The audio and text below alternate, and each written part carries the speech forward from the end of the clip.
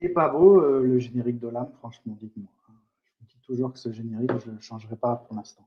Salut à tous, comment vous allez? On se retrouve pour une nouvelle rencontre là en direct sur Facebook et sur YouTube. Donc vous pouvez tous interagir, laisser des commentaires, écrire, voilà, en direct. Je prendrai les commentaires s'il y a des questions. On a une super table ronde qu'on a improvisée avec notre ami Sébastien Solo, fondateur avec Sylvie Armand de Ilia Édition. On va en parler dans quelques instants. Je suis ravi de vous retrouver et je suis ravi d'accueillir mes invités. Paul, salut Paul. Salut Alain, comment ça va? Bienvenue sur Olam. Sébastien. Salut Alain, salut Paul. Salut Heidi. Salut Seb. Salut. Et Elvira, la Bonjour. conscience s'amuse, ou Elvira tout court. Merci d'être avec nous ce soir. Merci direct. de nous accueillir. Merci à toi. Merci. C'est un plaisir. Nous sommes déjà, je vais vous dire combien nous sommes déjà, à mon avis des milliers. Nous sommes 5. Nous sommes 10. C'est un bon départ. Soyons humbles.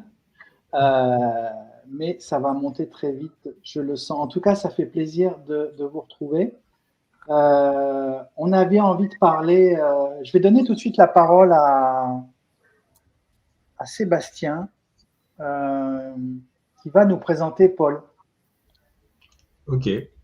Voilà. Ça va être un grand plaisir, parce que Paul, c'est une belle rencontre, voilà, par le biais de ce jeu qu'on a mis en place avec Sylvie d'Ilia Édition. Paul a eu la gentillesse de nous envoyer son manuscrit, et si tout ça n'était qu'un jeu. Et donc on est d'abord tombé amoureux de son écrit, de son texte. Et après, donc on a eu envie d'en savoir un peu plus sur qui était ce Paul K. Donc on s'est organisé une petite rencontre et franchement, voilà, c'était une évidence, quoi. Dans ce que Paul est, ce qu'il représente, voilà. Donc, ça a été pour nous un bonheur, quoi, d'avoir ça. C'était vraiment quasiment au tout début de l'aventure. Et donc voilà, donc on découvre son monde qui est assez complexe, assez multiple. Voilà, Paul, il est acteur, il est réalisateur, il est scénariste, il est écrivain. En fait, c'est un artiste, quoi. Et donc, on découvre tout ça, on découvre ses différentes facettes. Là, il nous a fait des vidéos assez incroyables de présentation, justement, de son livre. Donc, des vidéos assez... Il y a de tout, quoi. C'est drôle, c'est déjanté, c'est intéressant. Enfin, voilà. Donc, ça, je vous invite à aller voir. Vous les retrouverez assez facilement sur notre site. Donc, voilà. Je ne vais pas faire trop longtemps, puis je ne veux pas qu'il soit gêné. Mais voilà ce que je peux vous dire sur... Génial. Alors, tout de suite, on va tout de suite montrer le bouquin. Voilà. Et si tout ça n'était qu'un jeu, on en parlera. Je te poserai quelques questions, Paul, parce que c'est vraiment différent de tout ce qu'on lit actuellement dans ce petit milieu spirituel, et c'est vraiment rafraîchissant. Heidi, ça va? Oui. Est-ce que tu nous présenterais Elvira? Elvira. Elvira, ça fait pas longtemps qu'on s'est rencontrés. On s'est rencontrés à Toulouse pour le festival, le premier festival d'Instant Vertical avec Benjamin. Et en fait, je sais pas grand-chose de toi, Elvira, à part que tu es réalisatrice. En plus, tu connais plein de secrets. Mais c'est ça, en fait, je connais rien de ta vie, on va dire ta vie vie dans le monde, mais par contre, on a sympathisé immédiatement et on se raconte plein de trucs, et des fois plusieurs jours d'affilée, des choses même très intimes, on rigole beaucoup, et c'est tout ce qui compte. Donc, je sais pas, à part dire que c'est une super rencontre, je sais pas dire grand-chose d'autre. Elvira, tu nous parles d'Heidi? Heidi, c'est une petite boule de feu et d'amour qui elle transforme les trucs. En tout cas, elle aime pas le figé, quoi. Voilà, elle aime le vivant. Il faut que ça pétille, il faut que ça rigole, il faut tirer vers le haut, il faut ouvrir les yeux, il faut mettre des fessées. Ça tient pas en place. Moi, j'adore. Ça va comme ça? Et elle a écrit un bouquin, mais ça, c'est vous qui allez en parler. Je ne l'ai pas encore lu d'ailleurs. Je l'ai acheté, il est dédicacé, il attend. Et voilà. Je le montre aussi. J'ai choisi l'amour. Donc, Oui, elle a choisi, il y a Edith. Edith, tu nous diras s'il y a donc quelqu'un qui choisit quelque chose. Très bientôt. On va revenir sur ça tout de suite après. Paul, tu nous présentes ton éditeur? Alors moi, Sébastien, c'est assez drôle parce que quand on fait des visios, autant je suis volubile, autant Sébastien, il est d'un calme et je trouve ça génial. Et je dois dire que la rencontre que j'ai faite avec Sébastien et Sylvie est pas miraculeuse parce que j'ai l'impression que ma vie est miraculeuse, mais c'est comme si je l'avais inventé pour moi. C'est-à-dire que il y a vraiment une, je sais pas comment, à travers nos échanges, il y a vraiment. On t'a perdu. Vous m'entendez? On t'a un peu perdu. Je rappelle que Paul. Je ne vois plus personne. Non, mais on t'a un peu perdu, Paul. Moi, Vous m'entendez? Ouais, moi je t'entends. Ouais, on t'entend, mais on te voit mal. L'image est un peu figée. C'est vrai que tu nous appelles de très loin. Moi, depuis ta grotte. Ça a coupé. Voilà. Je vous avoue de Scandinavie. Mais non, Sébastien, c'est en même temps un mystère et en même temps, j'ai l'impression que c'est un frère et que c'est un grand frère, mais en même temps, c'est un frère. Ça peut être tout, quoi. On a beaucoup d'échanges avec Sylvie et Sébastien. Je crois que ces jours-ci, on s'envoie 20-30 mails par jour. Et il y a vraiment une bienveillance constante. C'est-à-dire que je peux leur. Quand ils ont lu mon livre, je leur ai dit faites ce que vous voulez. J'ai une espèce de confiance totale.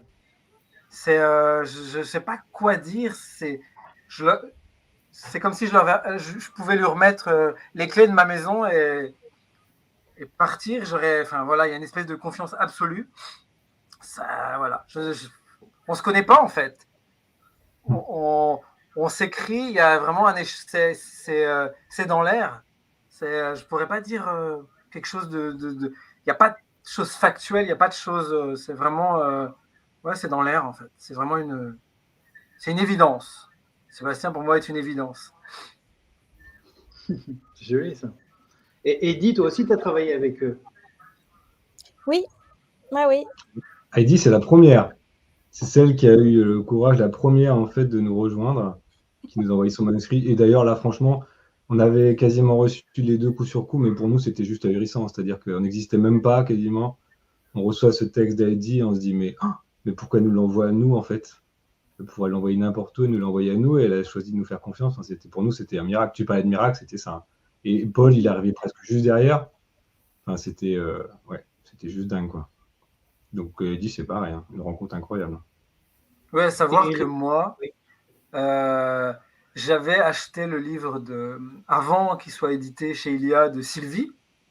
Et quand j'ai su que Sylvie allait éditer mon livre, c'était un petit peu, je le dis souvent, c'est comme si j'étais un écrivain qui adorait Victor Hugo et qui se faisait éditer par Victor Hugo, tu vois.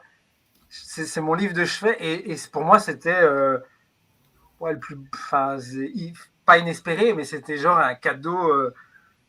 Voilà, être édité par le seul livre qui me restait à la maison, la seule écrivaine qui avait pu mettre en conceptualiser pour moi l'inconceptualisable de la non-dualité, c'était genre miraculeux. Alors, ce qui est intéressant, je trouve, dans vos profils respectifs, c'est que vous n'êtes pas du tout d'un milieu spirituel, il n'y a même pas eu de quête depuis l'enfance. C'est quelque chose qui vous est un peu tombé dessus, cette on va dire, éveil ou cette réalisation, enfin, il a été vu qu'il y avait autre chose, on va dire ça comme ça. Et vous avez tous des backgrounds qui sont complètement, qui viennent d'un autre monde, avec des parcours de vie parfois compliqués. Et vous n'êtes pas des enseignants, voilà, a priori, vous n'êtes pas. Et c'est intéressant de voir ça. Et je me tourne vers Sébastien, qui on a l'impression que c'est même la couleur Ilia pour l'instant. Oui, c'est-à-dire que nous, en fait, on veut pas s'enfermer parce qu'il y a toutes les voix, en fait, elles peuvent être entendues parce qu'en fait, chacun raconte son vécu et tout est aussi vrai l'un que l'autre, quoi. C'est le titre d'Heidi, presque, il est provocateur dans la dualité, mais je trouve ça génial, en fait, j'ai choisi l'amour parce que du coup, elle en parlera aussi bien, mais voilà. L'idée, c'est pas de s'enfermer dans des trucs, il n'y a personne qui fait, on fait rien, etc. Juste, on raconte ce qu'on vit, et après, ça parle ou ça parle pas, mais en fait, il n'y a pas de vérité absolue. Et je trouve que dans les couleurs, justement, la façon dont c'est raconté, Elvira, c'est pareil, moi, elle est arrivée il n'y a pas très longtemps, on va dire, dans mon monde, et en fait, elle a une façon d'exprimer les choses que je trouve géniale, parce que c'est pareil, c'est quelque chose que j'avais pas l'habitude d'entendre, avec beaucoup d'humour, assez cash, et je trouve que c'est génial en fait d'entendre d'autres.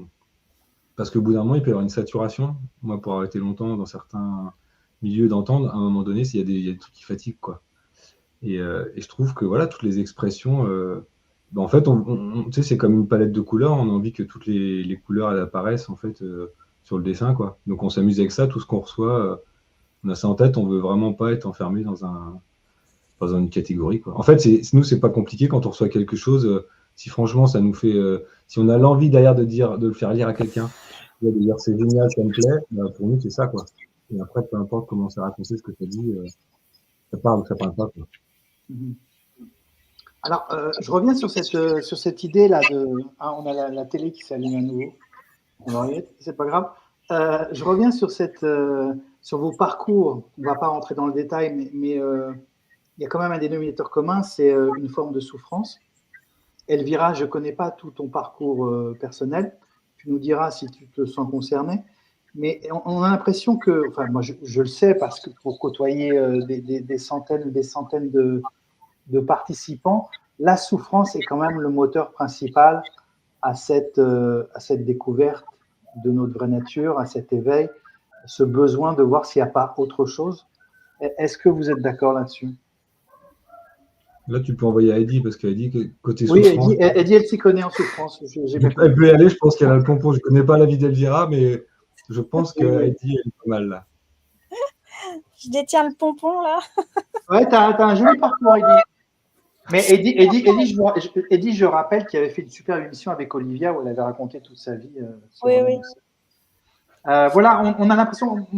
Et puis, par exemple, Sébastien, toi, tu étais plus dans le cheminement d'un chercheur pur, questionneur de sens dès l'adolescence et qui a tout essayé, etc., pour arriver, enfin, plus tard à cette découverte. Mais ça n'est pas forcément passé par une souffrance, si je me trompe. Oui, non, c'est tout venu un peu par surprise. Hein, j'ai un peu découvert au fur et à mesure. Et d'ailleurs, moi, j'avais l'impression que justement, que c'était pas de la souffrance, souvent ce que je disais. C'était plus de la curiosité. Et je découvrais les choses au fur et à mesure. Après, avec le recul, je me rends compte qu'en effet, il y avait forcément une forme de souffrance qui amenait à ces questionnements. Mais je veux dire, c'était pas aussi marqué dans l'histoire que peut l'être l'histoire d'Heidi, par exemple, avec vraiment des choses assez dures, entre guillemets. Et donc, oui, je pense qu'il y a tous les niveaux, mais en creux, c'est quand même la souffrance, en fait, qui met en mouvement, quoi.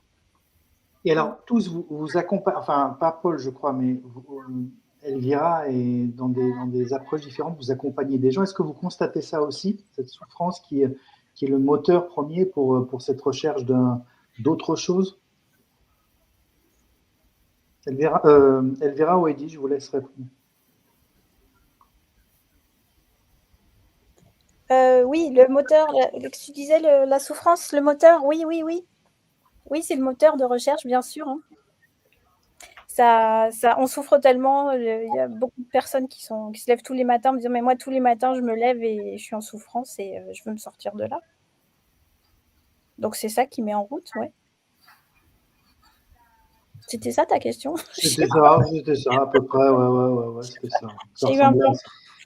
Elvira? Ouais, moi ce que je vois c'est que la souffrance accule et fait péter la vitrine en fait. À un moment ça casse. Moi je vois les gens avec qui j'échange et qui viennent vers moi, ils acceptent en fait au bout d'un moment que ça se fissure. Il y a un moment ils acceptent que la structure éclate pour qu'il y ait éventuellement autre chose. Oui, il y a un côté ne plus en pouvoir qui fait qu'on est prêt à d'autres possibles. Et après, il y a des chercheurs, alors il y a des gens, bref, il y a des chercheurs chevronnés qui sont addicts à la recherche, mais oui, enfin, je sais pas si c'est pour moi le mot moteur, la souffrance, mais ce sont des clés de vision, en fait. Ça, c'est sûr. Paul, toi aussi, dans ton bouquin, tu racontes toutes ces crises, ces dépressions, ce mal-être qui t'accompagnait dans une première partie avant de rencontrer Émile. Oui, Émile, c'est la transcendance de tout mon parcours, Oui. mais c'est vrai que, en fait, moi, j'accompagne pas de gens qui sont en quête, mais par contre, je vois dans mon quotidien que la souffrance, en fait, c'est le vêtement de l'humain, dans le sens où il n'est pas conscient qu'il est à la recherche d'un absolu, et c'est ça qui fait souffrir. Moi, dans mon parcours, notamment de comédien, j'avais l'impression que j'étais le dieu de mon monde et que c'était moi qui gouverne. C'était ça ma souffrance, j'avais l'impression que c'était moi qui faisais les choix. Et à un moment donné, on arrive à un mur où on est, comme dit Elvira, où on est acculé, où on voit en fait qu'on n'a plus de possibilités. Et soit on tombe, soit il se passe autre chose. Et j'ai la sensation que c'est quand on fait face à ce mur d'impossibilité dans la matière, c'est-à-dire d'aller au-delà, on ne peut pas aller dans l'absolu en fait. En tant qu'être humain, on n'a pas accès à l'infini. Quand on aime quelqu'un, moi je sais que au niveau de l'amour, on a envie d'être aimé par les autres, mais il y a un manque toujours. Il y a un manque parce que en fait, la recherche, elle est d'être aimé d'une façon infinie. C'est ça, pour moi, c'est ça la souffrance. C'est qu'on n'arrive pas à atteindre cet infini. Et quand Elvira dit que ça craque, c'est ça. C'est que à un moment, en tant que personnage, on doit se contenter de la petitesse que l'on est. Et c'est à ce moment-là que les choses commencent. C'est à ce moment-là qu'en fait, qu'on s'aperçoit qu'on est dans un livre, dans un jeu vidéo, dans un monde. Et moi, je sais que ma rencontre avec Elvira a été assez incroyable parce que ça a remis un espèce de phare sur le personnage. Et j'ai trouvé ça assez génial, en fait, c'est comme si on me donnait la manette de mon petit moi, et que je comprenais pourquoi j'agissais d'une telle manière ou d'une autre. Et c'est pour ça que moi j'aime le partage avec les gens qui ne sont pas conscients eux-mêmes de leur souffrance. C'est-à-dire qu'ils se lèvent le matin, effectivement, ils vont pas bien, et moi, parfois ça m'embête parce que je me dis, mince, élève-toi un petit peu et tu verras, ça va être beaucoup bien plus léger en fait. Mais moi, la souffrance, elle était amoureuse, tu vois. Oui, j'ai lu, tu étais un tombeur qui a vécu pas mal d'expériences belles et douloureuses aussi. Ouais, c'est fini maintenant, t'es vieux, t'es à la retraite, c'est bon. Ben ouais, non mais oui, mais c'est ça, à un moment tu fais le tour et tu t'aperçois que c'est une partie de l'existence et ça forge en fait, la noirceur forge autre chose. Et c'est vrai que dans mon métier d'acteur, moi, j'allais à fond dans l'ego, dans la noirceur, dans l'autodestruction, et à un moment donné, je suis arrivé à un mur et c'était genre soit de la mort, soit de l'inconnu en fait. Alors, tu nous parlais de... Elvira, tu veux nous dire un mot sur cette activité que tu as qui est le design humain? Oui, parler de ça, je suppose. Ouais, je fais pas que ça en fait. J'aide les gens un peu au discernement, on va dire. Le design humain, ça m'est tombé dessus par une excellente amie qui est devenue une excellente amie, Marilyn Design Humain d'ailleurs, super fortiche dans le domaine, qui, comme ça, dans un chat Instagram, s'est mis à me parler de mon schéma corporel en fait. Donc moi, je sais qu'est-ce que c'est que ce truc-là. Moi, en plus, j'en avais rien à cirer de tous ces machins ésotériques. J'avais jamais fait un thème astral ni quoi que ce soit, tout ça m'intéressait pas du tout, et c'est vrai que ça m'a bluffé parce que à partir de date, lieu et heure de naissance, elle a commencé à me décrire même ma façon de bouffer, quoi. Donc j'ai un peu halluciné. Du coup, j'ai acheté un bouquin, j'ai commencé à farfouiller en autodidacte, et en autodidacte, j'ai sombré, j'ai rien compris, et j'ai commencé à étudier. Voilà, j'ai commencé à faire une formation, puis deux. et à regarder le schéma corporel de mes enfants, de mes parents. Et il y a eu tellement de choses qui étaient écrites noir sur blanc, des schémas relationnels entre moi et d'autres personnes. Et là, je me suis dit, ben, c'est quoi cette fiction-là Moi qui croyais en rien du tout, j'ai été juste bluffée. Et j'ai commencé à délivrer des analyses à des personnes. Et là, je me rends compte que ça fait un bien fou de se réconcilier avec l'avatar, le personnage, on l'appelle comme on veut.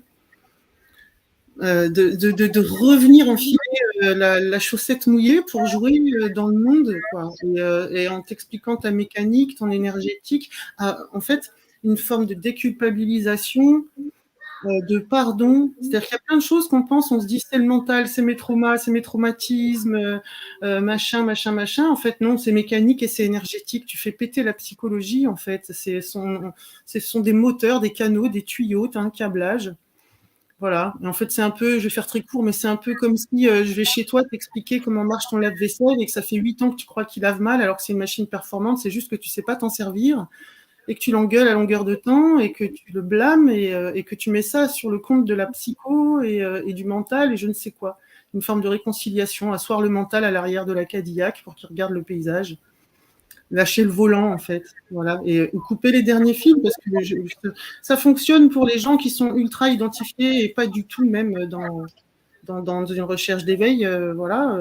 Comme ça marche pour les gens déjà réalisés qui veulent couper certains fils de la montgolfière, des machins qui traînent, ou tout simplement s'amuser à s'observer et se dire « Ah putain, c'est pour ça !» Je suis pas un taiseux parce que mon père m'a dit de fermer ma gueule quand j'étais petit. Je suis un taiseux parce que j'ai une gorge de taiseux. Mon centre énergétique est taiseux. Donc voilà, je trouve que ça apporte beaucoup de pardon et d'amusement, de fluidité pour jouer. Ce qui est intéressant dans ce que tu racontes, et on en a parlé tous les deux, c'était cette idée que même des personnes qui ont réalisé quelque chose et qui ne sont plus censées se préoccuper des... Est-ce que c'est vrai ça? Ah, on va en parler si tu me diras. Ils ne sont plus censés. Vous savez, tous les réalisés qui viennent me voir, il y a des grands noms. Hein. Ah bon, tu peux balancer Ils ne sont plus censés se préoccuper des réactions et des hauts et des bas du personnage qui serait donc plus en paix. Donc il y aurait une paix qui aurait été établie dans la réalisation et dans l'éveil, mais qui s'intéresse quand même au fonctionnement de ce petit personnage. C'est ça que tu nous dis. Oui. C'est donc c'est ce que je te dis. Je pense que la plupart des gens qui viennent me voir sont réalisés. Je te dis, c'est une réconciliation. Je pense qu'il y a quitter le personnage, voir que tout ça est fiction, et après tu restes comme ça, assis au fond du fauteuil à regarder un film jusqu'à la fin de tes jours. Il y en a plein qui sont bien. Ouais, mais alors ça, je vous pose la question parce que je crois que c'est l'un des premiers pièges justement de la non-dualité et de l'éveil, c'est de penser qu'on est déconnecté du film. Ouais. Le fait qu'on peut voir le film, qu'on peut voir l'histoire, qu'on peut voir le jeu vidéo, peu importe comment tu l'appelles, ne veut pas dire qu'on n'en fait pas partie. Vous êtes d'accord ? C'est deux en un. Ce n'est qu'un. Ce n'est qu'un. Donc, il n'y a personne. Si, il y a quelqu'un. Je suis désolée. Tu peux appeler ça autre chose que quelqu'un. Il y a un schéma corporel avec des tuyauteries et ça communique. On est d'accord. Non, mais il y a souvent ce piège, voilà, qui est offert. Comme tu le décrivais, cet arrière-plan parfait, ce contenant, comme on disait Jean-Marc Mantel hier soir. Et qui crée à nouveau une nouvelle séparation avec la manifestation finalement. Tu sais, moi je vois plein de réalisés qui ont réalisé et qui en fait adoptent le mental s'en empare et il y a une posture mentale de retrait. Oui, donc c'est pas de la réalisation véritable. Ça existe la réalisation véritable. Ah, moi je veux une réalisation véritable. Tu peux la vouloir. Tu as le droit de la vouloir. 100% véritable, éveillé. Là, tu me parles d'un demi-éveillé. T'en connais, toi, des éveillés, des vrais éveillés ? Je sais pas, j'ai quoi, l'impression que un vrai Ramana, c'était pas mal. Oui, il est pas mal, Nisargadatta, ouais. c'était pas mal. Tu vois, ils Pas étaient bien mal, déjà. oui. Ouais. Ouais, faut les lire, quoi. Mama Nandamoyi, c'était pas Oui, mal. mais ils ont une couleur. Voilà les noms que je te donne, tu vois, je te donne pas Ramana, il a une tuyauterie, il a une façon d'échanger, de parler, de Oui, mais bien marcher. sûr, mais je suis d'accord avec toi. Non, je suis Oui. tout à fait d'accord avec toi. Je suis le premier à mettre ça en avant. Mm. L'importance de la manifestation qui n'est pas séparée de cet arrière-plan, absolument pas. Heidi, tu veux nous dire quelque chose là-dessus? Je sens que tu peux nous dire quelque chose là-dessus. Ouais, moi j'ai fait un peu une overdose aussi d'entendre il n'y a personne, il n'y a que la conscience qui fait, j'attends la présence, j'attends l'élan et il n'y a personne pour agir.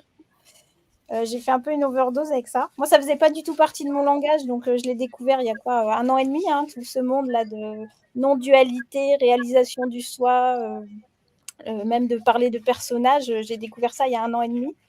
Ça m'était complètement étranger.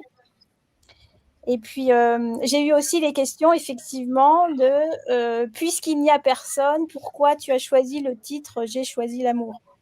Il y a qui pour choisir? Donc, ouais, effectivement, non, pour moi, il y a vraiment quelqu'un qui choisit. Hein. C'est pas très non-duel. Hein. J'ai choisi. Ah Et bah, en plus, l'amour, les non-duels, ils sont pas très amour.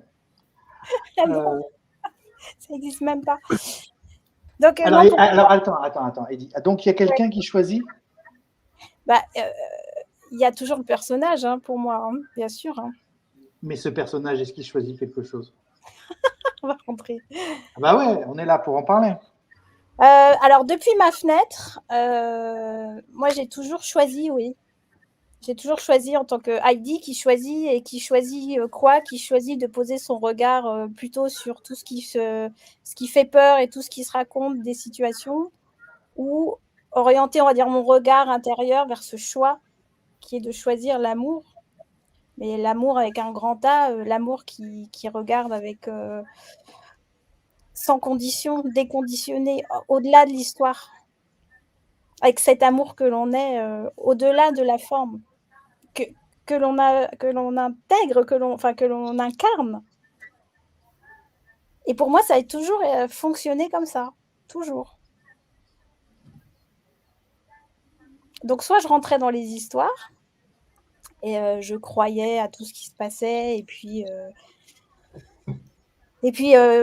globalement, il y avait de la souffrance. Soit à un moment, je dis bon, j'en ai marre de souffrir, je me tourne plutôt vers l'amour, et puis là, tout disparaît. Et effectivement, il n'y a plus personne. Il n'y a plus d'histoire et tout change, les situations changent immédiatement. Et il n'empêche qu'on est toujours là en tant que personnage. Comment je pourrais dire autrement? C'est partir dans les tours. Il y a quelque chose qui nous arrive, ça ne nous plaît pas, et ça y est, le mental se met en route, on se défend, on trouve les arguments, alors on commence à se disputer, etc. Et on part dans les tours. Le mental se met en route, on veut avoir raison, on veut gagner la bagarre. Bon, je l'ai fait aussi, hein. Il y a des moments, je souffrais, je tournais en rond là-dedans, et puis je ne sais pas pourquoi, ça s'est toujours fait comme ça chez moi. À un moment, c'était « Attends, j'ai oublié là, j'ai oublié quelque chose, j'ai oublié que j'étais l'amour, tout simplement. » Et ça s'arrêtait immédiatement. C'est-à-dire que c'est comme je sais pas, rendre son tablier, jeter les armes. J'arrête la bagarre, j'arrête de me défendre, j'arrête de parler. Je reviens là, je respire, je me pose et j'arrête de vouloir gagner. J'ai toujours fait ça. Donc, pour moi, il y a toujours, bien sûr, il y a quelqu'un, et là, c'est Heidi qui fait ça, bien sûr. Après, il y a cette puissance d'amour, comme si elle prenait le relais, qui fait, ben oui, mais bien sûr que c'est ça. Et c'est tellement puissant que ça rejaillit sur l'environnement et sur les gens autour. Qui veut rebondir là-dessus? Ouais, moi, ça me parle, je ne l'exprime pas vraiment comme elle, mais moi, je vais essayer de te la faire courte à la Elvira, mais moi, je suis Dieu qui va à Monoprix, en fait. Puis, quand je dis qu'il y a un personnage, je suis tout le temps la conscience qui se prend pour Elvira. Et vous êtes la conscience qui se prend pour Alain. Et en fait, c'est pour ça que c'est tout le temps un. Donc, il y a assumé complètement. Je suis la conscience, il y a ce regard ce regard, le truc qu'on peut pas décrire là, tes œufs, ce machin silencieux qui crée, ce qui fait que moi je me promène à l'intérieur de mon propre rêve. Je suis la conscience qui rêve et qui s'amuse à être Elvira. C'est pour ça que j'ai appelé tout mon bazar comme ça, là, la conscience. Je suis Dieu qui joue. Moi, quand ça a basculé, j'avais aucune référence spirituelle en fait. Et je me suis reconnue dans une étagère en fait. Et ce que ça a dit, j'ai pensé, bordel, je suis Dieu. J'ai vu que je créais tout, que tout ça était effectivement comme un jeu vidéo, un pas mouvant, parce que ça faisait 1 an que je vivais des phénomènes paranormaux en avalanche. J'étais dépassée en burn-out, j'en pouvais plus, c'était d'une brutalité intrusive terrible. Et d'un coup, j'ai vu que j'avais tout créé. Quand je dis jeu, c'est pas Elvira. Il y a un grand machin conscient qui est autant le miroir qui est là, que mon chat, que cet ordinateur, que toi, là, que ceux qui écoutent. Et d'un coup, c'était filtré par Elvira comme de l'eau que tu passes dans du café, ça prend couleur café, mais c'est la même flotte pour tout. Ce qui fait que quand moi je parle du personnage, c'est bon, toi tu te prends pour Heidi, je vais te faire ton schéma corporel. Ton schéma corporel, il est plus comme ci, comme ça, il y a plus d'action, plus de machin. Toi par contre, toi, t'es plus tes œufs, toi, t'as plus besoin de dormir, comme un peu à travers toi, la conscience s'amuse à ça. Donc moi, c'est tout le temps, c'est pour ça que je dis tout le temps, je suis Dieu. Moi, ça m'amuse maintenant, je suis Dieu à Monoprix. Oui, non. C'est simple. C'est pour ça En tout cas, le perso. Oui, pardon. Le perso, il est joué. Il est joué. Moi, je sais qu'il y a eu des moments, je regardais ma main en me disant wow, je joue à avoir cette main, alors est-ce que cette main existe vraiment, etc. Mais ouais, je suis toujours le tout qui joue à être Elvira. Donc, des fois, tu sais, tu as le volume, il change. Des fois, la combi latex, elle est un peu plus moite, un peu plus collée. Et des fois, c'est complètement éthéré. Des fois, c'est plus vaste, plus large. Ça va, ça respire, c'est vivant. Mais c'est le grand vivant qui joue à être mon pantin ou un autre. Je suis une caméra GoPro et ça regarde le monde par là et ça regarde ce que ça crée. Wow, ça crée ça. Voilà. C'est joliment exprimé en tout cas. En tout cas, tu as le titre de ton livre, Je suis Dieu qui va au Monoprix. Voilà, il faut trouver un éditeur. Sébastien, t'en penses quoi? Ou Paul, allez-y, vous pouvez vous intervenir. Vas-y, Seb. Ouais, bah après, moi j'en pense que du bien parce que du coup j'ai joué à ce jeu là justement du design humain parce que ça m'a intrigué et que moi je suis assez curieux de nature et que je voulais aller voir ça un peu. Et donc oui, bah, c'est fascinant en fait. J'avais déjà fait des trucs comme ça, mais il y a quelques années quand j'étais en recherche d'astrologie, numérologie, et déjà ça m'avait un petit peu intrigué. Là, bon, quand il y a quelqu'un qui te dit mais toi tu dois faire la sieste, non? Bah ouais, un peu tous les jours.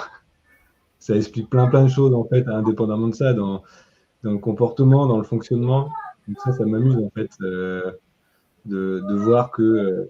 en fait, ça m'amuse parce que je trouve ça, en fait, plus incompréhensible, plus je suis fasciné, en fait. C'est-à-dire que il y a vraiment devant cette vie, tu vois, un émerveillement inouï de dire « je ne comprends pas qu'est cette vie, je ne comprends pas comment ça fonctionne ». Je ne comprends pas que je sois en train de vous parler, là, etc., que les mots sortent. Et donc, quand tu as des trucs comme ça qui arrivent ou des rencontres, tu te dis, mais c'est juste pas possible, quoi. Et moi, j'ai l'impression, en fait, d'être un peu dans un mouvement, tu sais, les balanciers, là, qui font comme ça. Il y a des moments donnés, justement, c'est le « je suis tout », donc ce sentiment d'être Dieu, c'est ressenti parfois avec une espèce de solitude, mais pas une solitude triste, tu sais, la solitude de « ah, mais en fait, c'est que moi, là. Il n'y a que moi, là. » Tout ce qui se crée, c'est moi. Et donc, il y a un sentiment de solitude, mais pas le solitude du petit personnage, tu vois, qui est... Putain, je m'ennuie, quoi. Et puis, des fois, ça fond dedans. En fait, on t'entend plus, là. Oui, non, je disais, pour certains, cette compréhension que tu es tout seul, elle peut être source d'angoisse aussi. Oui, mais moi, en fait, je suis très à l'aise avec moi-même. Donc, en fait, je pense que du coup, c'est pour ça que ça me dérange pas. Tout seul, tu te démerdes. Exactement, ouais. J'adore la compagnie, mais par contre, tout seul. Donc, en fait, peut-être que du coup, ça se vit différemment, j'en sais rien. Et au bout du balancier, il y a le petit personnage qui se balade là aussi, tu vois, qui apparaît. Et voilà. Et en effet, des fois, la vie prend des teintes bizarres aussi. Moi, ça m'arrive aussi d'avoir des expériences, des fois, de vraiment comme si le décor allait s'effondrer, quoi. Tu sens le truc qui est complètement irréel. À un moment donné, ça fait tellement pas de sens que tu as l'impression que tu es en train de voir derrière. Le truc est en train de disparaître. Et tu te dis, c'est bizarre là. Il y a quelque chose qui est plus normal en fait. Et puis hop, ça revient. Bon, c'est comme ça. Et toutes ces histoires-là, bah, je te dis, c'est fascinant. Comment tu peux expliquer que parce que je donne une date de naissance ou un truc et derrière, et puis c'est pas que un truc, toi, c'est plusieurs choses qui se mettent bout à bout et qui font que, et surtout qui sont validées moi par ce que je vis en fait. C'est pas une question de dire c'est vrai ou c'est pas vrai. C'est vu que bah oui, ça se vit comme ça en fait. En effet, c'est exactement ça. Et du coup, il y a vraiment aussi une quand tu comprends que toi, tu as un mode de fonctionnement et que les autres ont d'autres modes de fonctionnement, mais que c'est vraiment vu, du coup, tu as envie de jouer avec ça aussi. De dire, bah, ok, l'autre, il est complètement différent, mais par contre, bah, je vais essayer de comprendre aussi comment il fonctionne, tu vois. Et que je peux pas attendre qu'il soit comme moi pour qu'on puisse fonctionner ensemble, c'est pas possible, ça. Et heureusement, d'ailleurs, sinon, ça serait triste, quoi. Et c'est ça qui est chouette, justement, d'avoir toutes ces couleurs-là, tous ces visages, et voilà. Donc, pour moi, ça amène vraiment de l'amusement, quoi. Du coup, je sais plus tout c'était quoi le sujet au départ, la question, mais... Je sais plus, c'est pas grave. Il y a une autre chose qui m'est venue là, c'est cette idée de... Souvent, quand on rencontre des enseignants ou des non-duels réalisés ou semi-réalisés, il y a ce discours où cette idée de mystère n'est plus là. Et moi, ça m'interpelle toujours. Parce que moi, je suis en permanence émerveillé par le mystère de tout, et de la création, et des fleurs, et des êtres humains. Est-ce que c'est quelque chose qui continue de vous animer, cet émerveillement? Paul? Tu parles de quel émerveillement là, l'émerveillement de l'existence, le mystère de la création, de tout ça. C'est quelque chose qui a changé chez toi, qui a évolué. Moi, je suis toujours émerveillé. Avant, déjà, même avant, j'étais émerveillé par des choses qui m'apparaissaient impossibles. Par exemple, j'ai vu un jour, je ne sais pas si vous aviez vu cette publicité où c'était des hommes qui marchaient sur l'eau. Et c'était deux types qui étaient en camionnette et qui s'amusaient à courir sur l'eau. Donc, ils faisaient 10 mètres sur l'eau et moi, je rêvais de courir sur l'eau. Donc, je m'étais dit, il faut que je fasse ça. Et je me suis aperçu au bout de 2 mois où j'ai fait des recherches, je me dis comment courir sur l'eau incurvé. Hein, je me suis aperçu que c'était une fausse pub. Et c'était terrible pour moi. Et j'ai eu, pendant donc, le confinement, j'ai entendu parler, on en a parlé avec Sébastien, il m'a dit mais pourquoi vous faites tout ça? Et j'ai demandé à Heidi, j'ai entendu parler du pranisme, qui m'apparaissait un truc complètement fou. Et pendant le confinement, on était seuls avec nous, ça a été un espèce de moment comme ça. Et je me suis dit, c'est le moment, je vais me lancer là-dedans. Et en fait, je me suis lancé dans cette aventure parce que j'avais envie de... Tu vois, cette idée de il n'y a pas de corps, il n'y a pas de... Je me suis dit, mais s'il n'y a pas de corps, il n'y a pas besoin de nourrir. On nourrit un personnage. Et je me suis amusé, en fait, à ne plus manger, en fait, à faire. Et j'ai écrit un carnet de bord que j'ai envoyé à mon médecin. Et au bout de 50, 60 jours, je voyais qu'en fait, il n'y avait pas besoin. Et ça, c'était mon émerveillement. C'était de me dire... Et tu n'as pas mangé véritablement comme... Ah ouais, non, mais mon plus long moment où je n'ai pas mangé, ça doit être pratiquement 200 jours. Où je buvais de temps en temps un petit jus de pomme. Et je sais que Pierre avec Pierre et Gérald, a fait un stage comme ça, j'avais entendu. Et il disait que c'était super pratique parce qu'il pouvait partir 10 jours et se mettre en mode pranique. Comme ça, il n'avait plus besoin de manger. Et je trouvais ça juste incroyable dans l'idée un peu du jeu. C'est-à-dire qu'on a des bouquins de science qui nous disent, il y a des lois physiques qui disent que, moi on me disait au théâtre, un corps qui n'a pas un sac vide ne tient pas sur scène. Et d'un coup, tout était remis en question. Il n'y avait plus de lois physiques qui tenaient, puisqu'il n'y avait pas de nourriture qui rentrait. Donc pas besoin d'aller aux toilettes, pas besoin, mais pourtant, une énergie de fou, pas besoin de beaucoup dormir. Et voilà. Et moi, j'ai l'impression que c'est l'attention qui compte.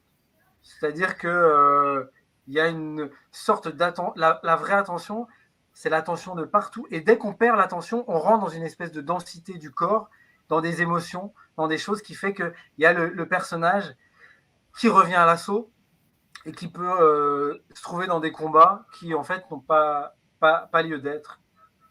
Mais Mais c'est vrai que pour moi, il y a vraiment une sorte de vrai jeu. Et moi, j'aime jouer au jeu. C'est-à-dire de me lancer des défis, de me dire, OK, on me dit ça. On me dit qu'il n'y a personne, donc je vais jouer vraiment le truc, il n'y a personne. On me dit que tout est possible grâce à une foi indéfectible. Moi, j'ai l'impression qu'il y a une foi indéfectible. Quand tu as une foi, tout marche sur la foi.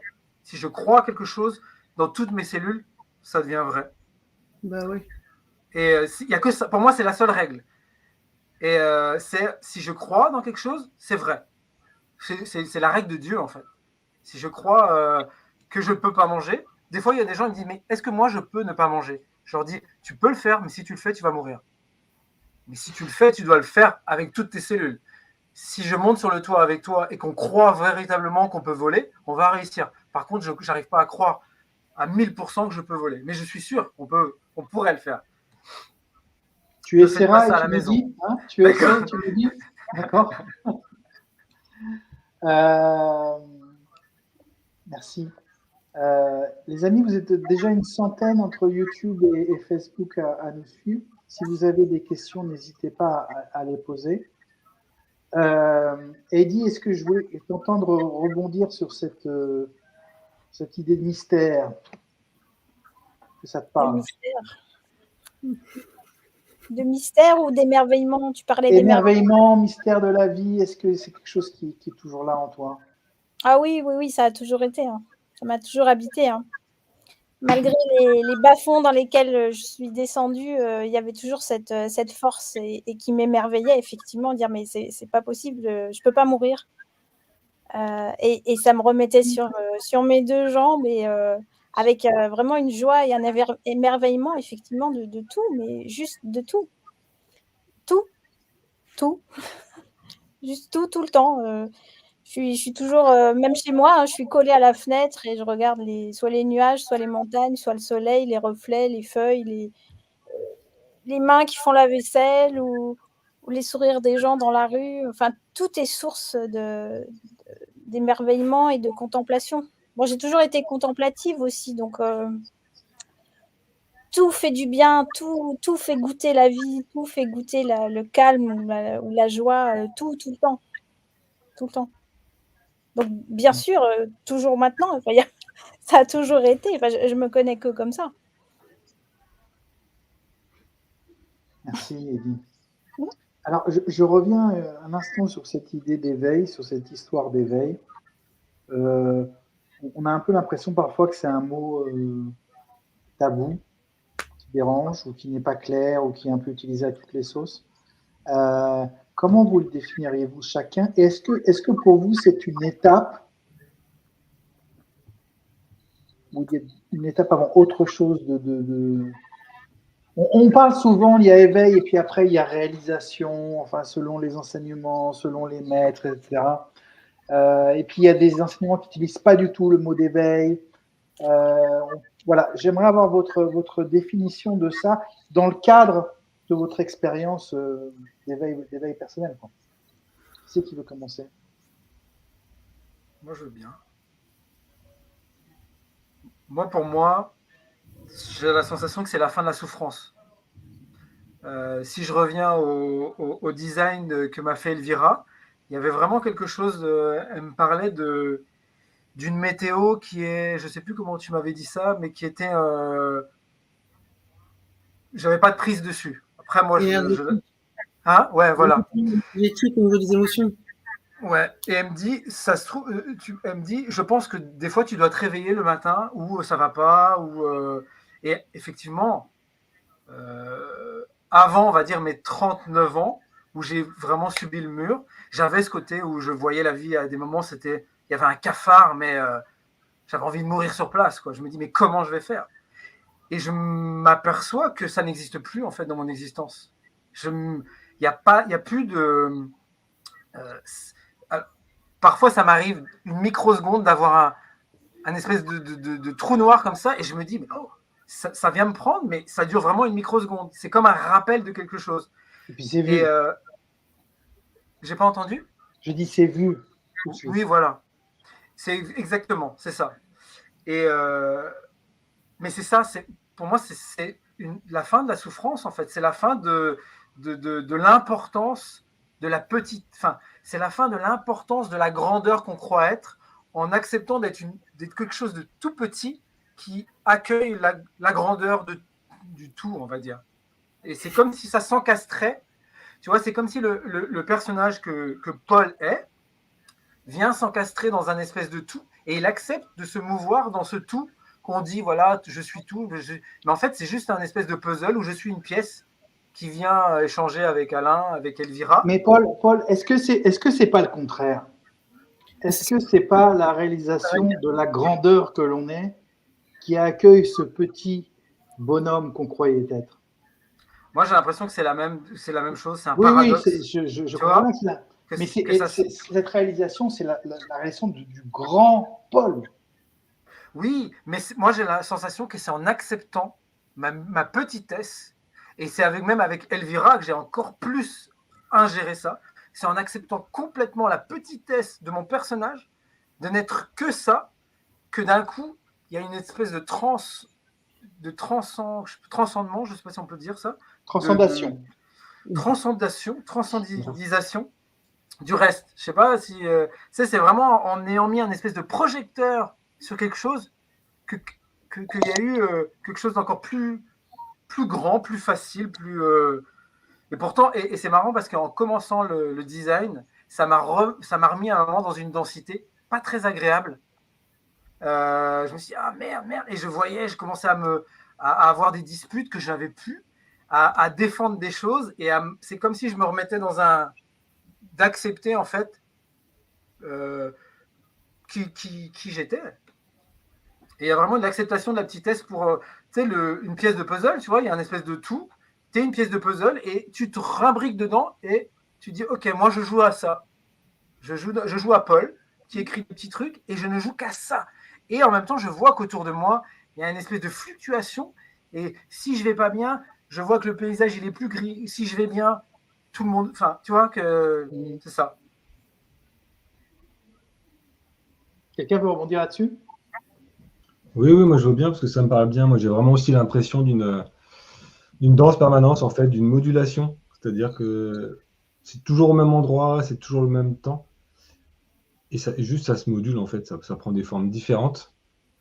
Et c'est pas vraiment... tu vois, même l'idée du temps, tout ça, ça fait pas tellement de sens, en fait. J'entends bien, si tu veux, qu'il y ait des souvenirs qui remontent, mais ça y croit pas, en fait. J'y crois pas vraiment. Je sais pas comment l'expliquer, mais... Ok, il y a une histoire, tu vois, parce que là, je repense à, si tu me demandes de parler du chemin, donc de repenser à ce qui s'est passé.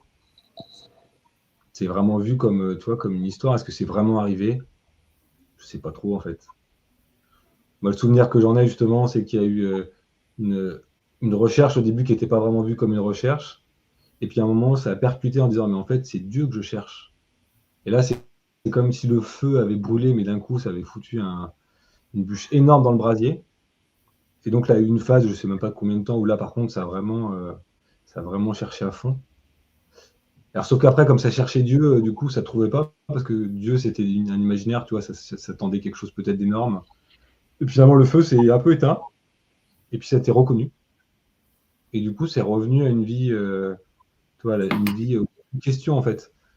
Pour moi, l'éveil, c'est vraiment la fin de la recherche, au sens de toutes ces questions existentielles, en fait, qui n'apparaissent plus.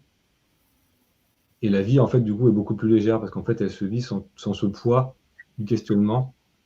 Ça ne veut pas dire que du coup, j'ai les réponses, mais ça veut juste dire que du coup, les questions ne se posent plus et du coup, on est vraiment dans une joie. Enfin, moi, je suis dans une joie de vivre voilà, cette vie en tant que Sébastien. Et donc, c'est plus ça. Moi, l'image qui m'était venue à un moment donné, parce que je parlais avec des gens aussi, j'ai des amis qui sont assez proches des enseignements bouddhiques, donc avec les différents niveaux d'éveil, de réalisation et tout ça.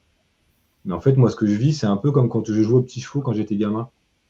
En fait, moi, ce qui me stressait quand j'étais petit, c'était si je me faisais rattraper avant d'être revenu à la maison. Parce que tu sais, si tu te fais attraper, tu es obligé de recommencer au début. Donc ça me stressait. Par contre, une fois que j'étais arrivé, que j'avais commencé, j'étais rentré à l'avion, que j'avais fait le 1, tu sais, j'étais rentré, ça se détendait. C'est bon, bah maintenant, je suis rentré, quoi. Maintenant, j'ai plus qu'à monter jusqu'en haut. Bah, là, ça fait pareil, en fait.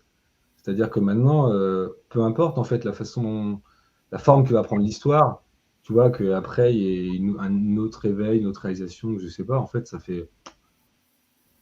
On s'en fout, quoi. On s'en fout En surtout. fait, ce qui était. Surtout Bah ouais, c'est ça. En fait, ce qui était pesant, c'était ces questionnements, cet abandon. Et en fait, non, il y a vis ta vraiment. vie et puis tu vis ta vie. Oui, et puis il y a plus ce truc qui était là aussi avant, qui était ça va, mais je pense qu'il va m'arriver une merde quand même. Tu vois, il y a une espèce d'angoisse latente qui était un peu toujours là. Alors que maintenant, non, il n'y a plus du tout ça en fait. Tu vois, il arrive ce qu'il arrive, ça ne veut pas dire que la vie elle est parfaite, hein, évidemment, comme tout le monde. Il peut y avoir des soucis, des pertes de personnes proches et tout ça. Mais c'est plus du tout vécu comme un problème en fait, parce qu'en fait, ça sera vécu comme ça doit se vivre à ce moment-là, avec toutes les émotions, toute la gamme des émotions d'un humain, elles seront vécues quoi. Et c'est magnifique, toi, il n'y a pas la peur des émotions à vivre, hein. C'est juste des émotions quoi. Donc il n'y a plus ce truc-là quand même qui était hyper pesant quoi. De ça va me tomber sur le coin de la gueule quoi.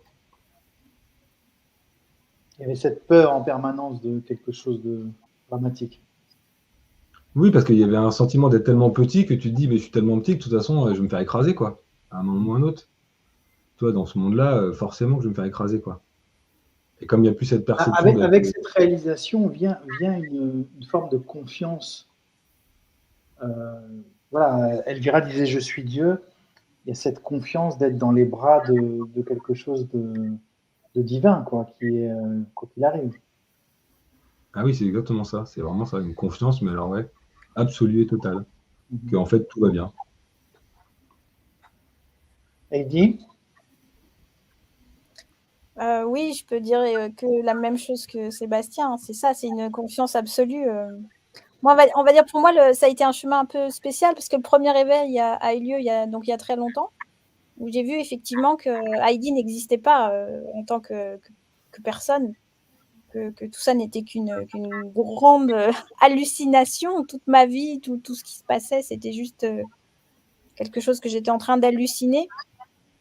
Néanmoins, je suis revenue, on va dire, dans ma vie avec toutes ces souffrances, etc. Et après, pendant très, très, très, très longues années, j'ai comme, je sais pas ce que ça a été, d'aller me confronter dans la matière à toutes les histoires pour faire la paix ou pour pardonner avec tout, avec toutes les histoires, tout ce qui s'était passé, tous les acteurs, que ce soit dans ma vie ou la vie de ma famille. Il y avait ce besoin d'aller rencontrer tout ça et de faire la paix. Et plus j'avançais là-dedans, et plus, je sais pas comment dire,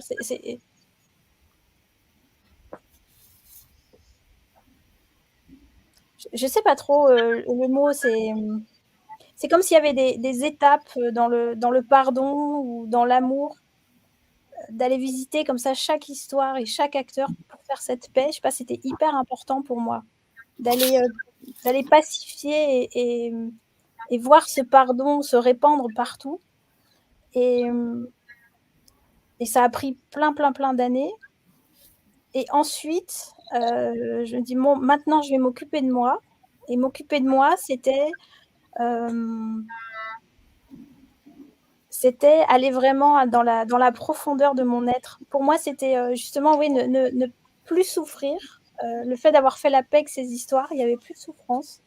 Et je voulais rencontrer de nouveau cet amour que j'avais connu là au moment de l'éveil et de l'être totalement, complètement. Il n'y a que ça qui m'intéressait. Et à ce moment-là, j'ai réécouté Annick de Souzenel et les étapes dont elle parle, ça m'a énormément émue parce que j'avais l'impression d'avoir traversé certaines de ces étapes, comme elle parle de l'échelle de Jacob, etc. Et j'avais l'impression d'avoir fait tout ça, toutes ces étapes, enfin, au moins en grande partie. Et je me disais, mais il y a encore quelque chose. Et j'ai eu besoin de faire silence, justement. Et c'est là où il n'y a personne. Je l'ai vécu pendant 2 ans, comme ça, à plus rien faire, à plus rien vouloir, à tout éteindre en moi, tous les désirs. J'ai tout éteint pour rester dans le calme et le silence, comme ça. Et je savais que c'était le chemin. C'était comme si j'avais pu, tu vois, je serais partie dans un monastère, quelque part dans la montagne, quoi. Je me posais même la question de vraiment le faire. je voulais plus rien faire. J'en pouvais plus de faire, justement. J'en pouvais plus. Je voulais juste vivre cette paix et ce silence qui m'appelait tout le temps, tout le temps. Et je suis restée, on va dire, à peu près 2 ans comme ça. Et puis, il y a eu comme un autre retournement, comme ça, un retournement total où effectivement, comme si le corps était trop petit pour faire vivre cette foi, quoi, cet amour. C'était trop petit. Et je me dis, bah, effectivement, il n'y a pas de corps, il n'y a personne parce que c'est trop petit, on ne peut pas prendre tout ça dans notre corps, c'est pas possible. Et c'est pour ça que je voulais plus rien faire, plus rien être. Et c'est là que j'ai compris que ce retournement, qu'en fait, je sais pas comment le dire, c'est un peu bizarre, mais c'est en acceptant d'être tout petit, comme tu disais, d'être vraiment tout petit et d'être un humain vulnérable et limité, que la grandeur de ce qu'on est peut se vivre en fait au travers du personnage dans cette vie. C'est nous qui mettons encore des limites, hein, mais en fait non, c'est tout à fait possible. Et tu vois, c'est à ce moment-là qu'il y a eu ce message des tréfonds qui m'a dit redonne qui tu es. Et j'ai mis plusieurs mois à comprendre ce que c'était ce redonne qui tu es. Et ben redonne qui je suis, c'était redonne Heidi dans sa petitesse de petite bonne femme qui fait sa petite vie.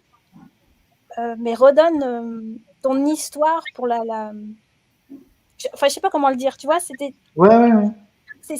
Parle de ça, c'était ça, redonne qui tu es. C'est parle de ça et raconte que malgré l'apparence qu'on a et malgré la sensation de petitesse, en fait, pas du tout. On est d'une puissance absolue et on peut partager et donner cet amour à travers un tout petit personnage limité dans sa vie de tous les jours.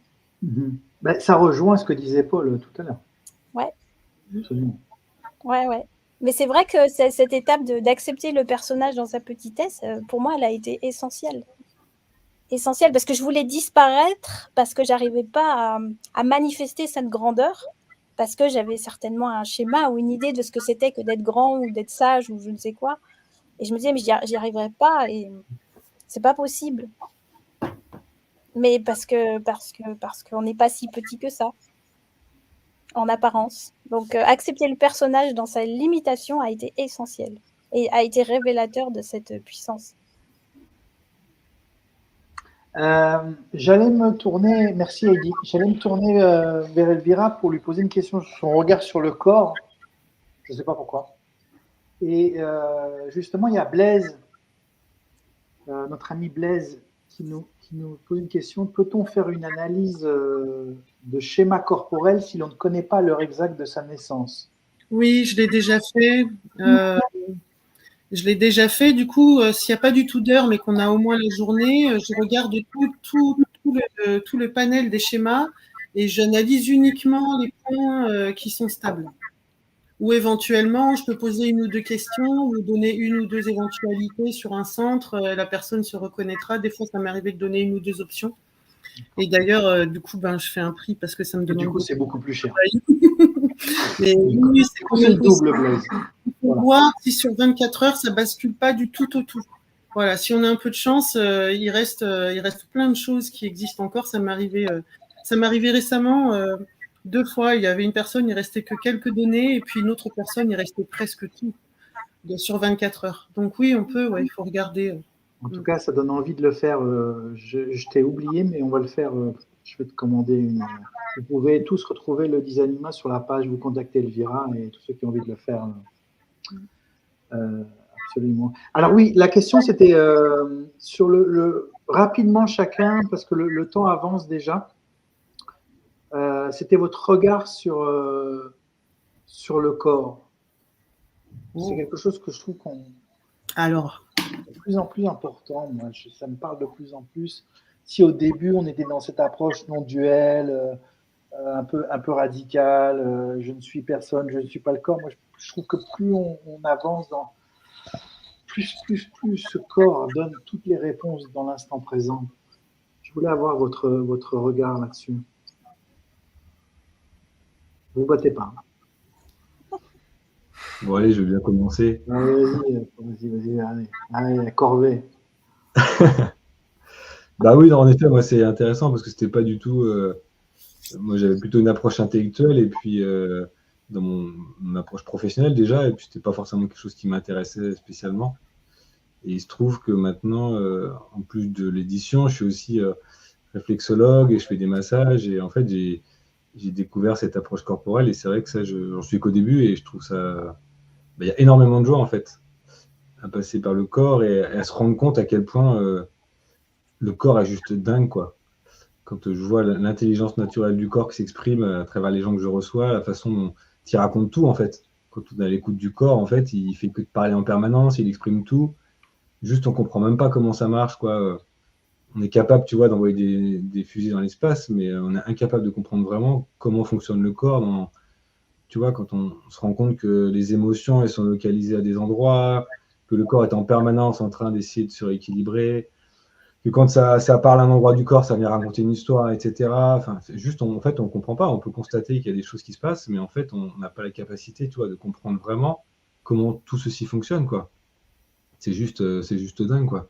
Donc, on parlait d'émerveillement. Le corps, oui, c'est un beau sujet d'émerveillement, en tout cas, pour moi. Bah voilà, donc que je découvre et que j'ai plaisir justement à travailler avec le corps, d'utiliser le corps. Donc, ouais, c'est plutôt nouveau, moi, dans mon histoire, en tout cas, et je pense que j'en suis qu'aux prémices, mais en effet, c'est une belle. Je trouve, d'abord, c'est sûrement une belle porte d'entrée aussi, tu vois, qu'en fait, tout passe par le corps, en fait, dans les perceptions, c'est à travers le corps, quoi. Donc, ouais, ouais. Bonne question, monsieur Eskenazi. Très Bonne bonne question. question, monsieur Drucker. Quelqu'un veut dire quelque chose sur le corps, sinon on passe à autre chose. On passe à autre chose. Ok. Donc, moi, je voulais Heidi et Elvira, vous êtes hyper actives sur les réseaux sociaux. Heidi, surtout en ce moment, depuis une quinzaine de jours, je vois que tu n'arrêtes pas de publier des pavés, on peut le dire. Et puis Elvira, elle s'éclate. Voilà. C'est le cirque. C'est quoi votre regard, toutes les deux? Alors, Paul a lancé une web série qui est très sympa, aussi qui est sur YouTube et qui partage sur Facebook. On mettra le lien à la fin là. Mais Paul, je te sens un peu moins actif quand même que nos deux amis. Moi, j'ai un 3310. Donc, comme je disais, non, c'est vrai que c'est un peu compliqué pour moi. C'est ma compagne d'ailleurs qui met tous les trucs sur Internet. Ah, d'accord. J'ai jamais de téléphone sur moi, tu vois. Mais j'ai été obligé de me mettre sur Instagram, revenir sur Facebook et voilà. Je suis pas allergique, mais c'est vrai que c'est pas un réflexe chez moi. C'est pas ta passion première. Et alors, Elvira et Eddy, je voulais un peu avoir votre regard, vous, sur les réseaux sociaux et sur l'interaction et sur voilà, comment ça se vit? Moi, j'avais très peu de. J'avais une page Facebook pour rester en lien avec ma famille, avec mes nièces et mes sœurs, c'est tout. Puis quelques personnes de mon quartier. Et là, depuis 1 an et demi, avec le passage à Chemin d'Unité, je suis passée à je sais pas combien de mille de personnes. Et avec ce fameux redonne qui tu es, je sais pas, il y a pratiquement tous les jours un élan vraiment à partager, à écrire. C'est que ça peut me prendre à n'importe quelle heure du jour ou de la nuit. J'ouvre mon ordi et j'écris. Et puis j'écris comme ça, quoi. Je retouche jamais rien. C'est nouveau que ça fasse ça depuis 1 an et demi. Donc je me restreins pas et j'écris, je partage. Et ce qui est super chouette avec cette communauté Facebook, c'est que on échange. Voilà, on échange. Ça résonne chez certains. Je reçois des témoignages, on pose des questions. Il y a vraiment beaucoup de joie à faire ça, en fait, et j'ai rencontré beaucoup de monde grâce à ça. Donc, c'est ma seule façon de communiquer et de partager, c'est Facebook. Et vraiment, cet élan, il est là. C'est tout. C'est tout. Et je ne le restreins plus maintenant. Enfin, avant, je ne le faisais pas. Ou je le faisais de temps en temps, mais ça intéressait personne. Mais maintenant, ça intéresse du monde. Tu vois, il y a de la résonance. Et donc, il y a de la joie sans cesse à écrire, à partager. Voilà. Alors là c'est vrai que j'ai beaucoup écrit, mais là, ça fait 2-3 jours que j'écris plus. Voilà, je force pas à le faire. c'est là ou c'est pas là, c'est tout. Il y a l'élan. C'est là, c'est tout. Ok. Mais c'est chouette. C'est chouette. Elvira, tu t'éclates, toi. Bah, moi, déjà, depuis toujours, je suis technicienne dans les médias, donc appuyer sur des boutons et jouer avec des écrans, c'était une passion de l'enfance. Je sais pas pourquoi je veux dire ça, mais quand j'ai eu 6 ans, personne n'avait le droit de regarder la télé. Et ma mère m'a offert une télé couleur pour que je puisse regarder les dessins animés en couleur. Donc, je pense qu'il y a eu tout de suite le droit de jouer à tout ça. J'ai toujours adoré. Moi, mon téléphone, c'est un organe en plus. J'ai aucun scrupule avec ça. Moi, j'aime les réseaux, j'aime Internet, j'aime la fluidité. J'aime pouvoir faire des posts quand je suis dans ma salle de bain, dans la rue, au bar, n'importe où. Je m'en fous. Et en fait, étrangement... Oui, c'est assez compulsif, ça sort tout seul. Faut le faire. Ça m'amuse. Je me tape des barres toute seule. Hein. Je rigole en faisant les trucs. Les gens ont des réactions, c'est hyper tonique sur Facebook. C'est la foire d'empoigne des fois, c'est drôle. Oui, je t'ai vu réagir l'autre jour sur un sujet sur l'argent. Non, mais des fois, je m'énerve vraiment en fait. Ouais, j'imagine. Ah, il y a encore quelqu'un qui s'énerve alors. Ah ouais, carrément, ouais. Moi, faut pas me faire chier non plus. Hein. Non, mais il y a ce truc aussi. Quand je balance des trucs drôles, les gens, ils pensent qu'on est bourrés au comptoir ensemble. Alors, ils me voient tous les jours, donc ils me tapent dans le dos, ils me disent pas bonjour. Donc, des fois, c'est comme dans la cour d'école, quoi. T'apprends la politesse, mais ça va, ça m'amuse, c'est marrant. Et ouais, moi, ça m'a. En tout cas, je voulais te dire que c'est vraiment c'est très frais, c'est très drôle. Oui, moi, franchement, je joue comme une gamine. Hein. Nous, on s'amuse à te lire. Quand j'étais petite, je jouais au Barbie, j'inventais des histoires tout le temps, et j'ai toujours été comme ça.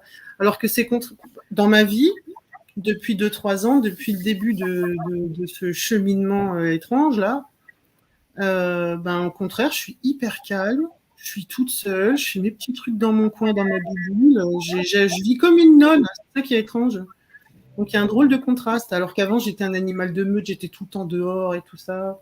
Mais j'ai toujours eu, avant l'éveil aussi, hein, je faisais des films. Donc, j'ai toujours eu contact avec le public, les réseaux, machin. Moi, j'adore Internet, ça m'éclate. Je trouve ça très rigolo, moi, de me faire livrer un bouquin en 2 heures. Je trouve ça génial. Ça m'amuse, moi. Moi, je vis bien avec mon temps. Je trouve ça très fluide, très marrant. C'est pas c'était mieux avant. Je trouve ça... Comment ? Non. Pas c'était mieux avant. Je trouve ça très, très rigolo de vous voir sur des petites vignettes, là, qu'on est en train de ensemble. Moi, je trouve ça vraiment marrant, quoi. Voilà. C'est un jeu de la conscience. Moi, je trouve ça très rigolo pouvoir jouer si rapidement, faire livrer des machins à bidule. Enfin, moi, j'adore. C'est ludique. J'adore la technologie. On parlait de fascination. Les papillons, les rivières, tout ça, c'est beau. Hein, c'est sûr, c'est vivant, c'est machin. Mais je suis fascinée par les TGV, les ascenseurs, les escalators, les portes automatiques. C'est vrai, j'adore ça. J'adore le monde technologique. Moi, je vis dans les rues piétonnes. C'est con, mais j'aime ça. J'aime les boutons, j'aime les couleurs, mettre des lettrages. Puis ça sort comme ça.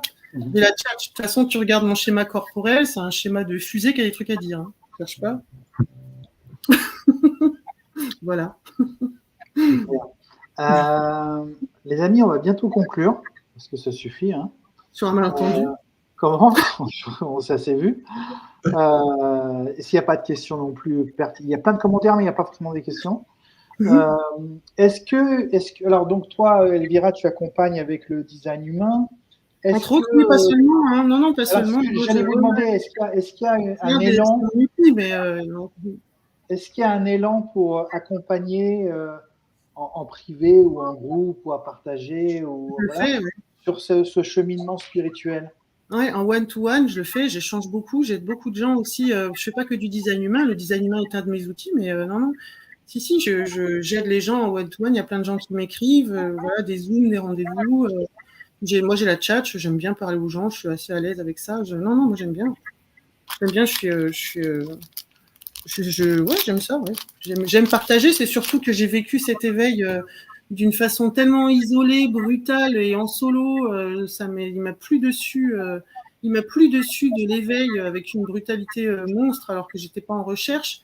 Comment te dire que je suis heureuse de partager. Tu nous as pas raconté, Elvira, en 2 mots comment ça s'est passé? En deux mots, d'une heure à l'autre, il a commencé à pleuvoir des phénomènes paranormaux dans mon existence alors que j'étais cartésiennissime. à sentir les gens, sentir les morts, les énergies, enfin tout le tintouin, le cirque infernal du multidimensionnel pendant 1 an. Je suis passée par tous les. Du coup, ça a été vraiment très rock'n'roll et très très très très éprouvant parce que j'y croyais pas. Je croyais que j'étais dingue. En fait, j'avais aucune référence, aucune recherche, rien du tout. Donc j'ai fonctionné en mode survie pour essayer de comprendre ce qui se passait au fur et à mesure. Et puis un jour, j'ai regardé mon étagère et putain, c'était moi, quoi. Finalement, l'étagère et tout était moi. Et tout à l'heure, j'avais envie de dire ça. J'avais envie de dire un mélange un peu de ce qu'on disait, rapport au corps et l'éveil, qu'est-ce que c'est? Moi, maintenant, c'est devenu, plutôt que d'être un personnage qui reconnaît sa petitesse pour sentir le grand, moi, il a été vu que j'étais le tout. Moi, je suis l'univers qui enfile des chaussettes et qui met des Converse le matin, en fait. Et du coup, il y a eu, moi, un processus de pardon du regard. Et du coup, moi, je regarde mon corps et le monde comme étant un tas de pixels rêvés. En fait, mon rêve de jour a la même substance que des rêves de nuit. Je le vis un peu comme ça. Donc, moi, c'est une exploration sensorielle sans fin. Donc, pour moi, il n'y a pas de demi-éveillé, d'éveillé, de pas éveillé.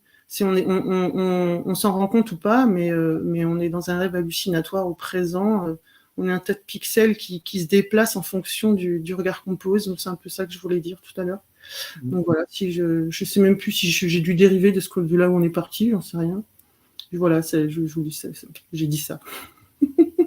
Alors, merci Heidi. Non, c'était exactement ma question. C'était que tu nous racontes un petit peu cette éveil que tu as vécu. Et j'ai trouvé qui c'est qui a une télé allumée. C'est Sébastien. Voilà. Après avoir éteint les micros des uns et des autres. C'est quoi le parasite? Sébastien, c'est toi qui as une télé allumée. C'est toi qui brise l'unité? Comment? C'est toi qui brise l'unité? Ouais, exactement. C'est Monsieur Séparation. Paul, est-ce que tu partages? Est-ce que tu as envie de partager? Est-ce que tu as envie d'accompagner? Moi, j'accompagne des gens. Alors, moi, j'accompagne des gens dans le métier, c'est-à-dire des acteurs souvent. Avant des tournages, je vais le faire certainement aussi sur des tournages. J'essaie de faire une espèce de pacification sur ces lieux qui sont des espèces de petites sociétés où se passent des choses un peu folles, où les égos sont très bouillonnants, où les personnages sont très... Et donc j'accompagne souvent, avant ça se faisait tous les samedis, des comédiens qui étaient sur des séries, on venait toute l'après-midi. Sinon, moi, mon partage, c'est toujours, ça va être avec Ilia. Je vais continuer, je vais essayer je monte une série qui va parler de la non-dualité sans jamais en parler. Mais je dis rien pour le moment. Je monte une espèce de shortcom, sitcom, parce que j'ai envie de faire des choses qu'on n'a pas vues. Parce que j'ai l'impression, en fait, quand on partage tout ce qu'on dit là, qu'il y a quand même une espèce de... On pourrait dire n'importe quoi, de toute façon, on est dedans, on est déjà dedans. On pourrait dire blablabla tous ensemble, et c'est déjà ça, en fait. C'est ce qui... Enfin, on n'en sortira jamais. Tu vois, je me rappelle d'une émission avec toi, Alain, c'était avec Didier, c'était Looking for Atman, et tu as commencé l'émission comme ça, et tu as dit à Didier, mais en fait, tout ce qu'on a dit depuis le début, ce qu'on dit là, c'est ça. Et là, je me suis dit, mais ouais, c'est ça. Et enfin, on pourrait dire n'importe quoi, en fait, on est dedans, enfin, tu vois, là, tout à l'heure, j'écoutais, je me suis dit, mince, ok, le corps, oui, si je dis ça, c'est... Enfin, tu vois, il n'y a pas de sens, en fait. Presque, tout rentre dedans et sort. On est toujours dedans. On est toujours dedans, mais c'est quand même, à chaque fois, je suis émerveillé par la grandeur de ça, Ouais. et de ce qu'on est. Et à chaque fois, je trouve ça absolument... Waouh, c'est une révolution incroyable à chaque fois. Et pourtant, c'est d'une banalité dingue. Mais on se comprend. Mais tu vois, quand Elvira, moi, quand j'ai rencontré Elvira, ça m'a... Tu sais, c'est comme si je m'étais serré la main en me disant, OK, c'est cool. J'avais aimé un de ses posts qui disait, oui, la verdure, machin, mais moi, j'aime la ville. Et moi, j'étais parti en Bretagne pour aller dans la nature et ça m'a pas plu, en fait. Je suis revenu à Bruxelles.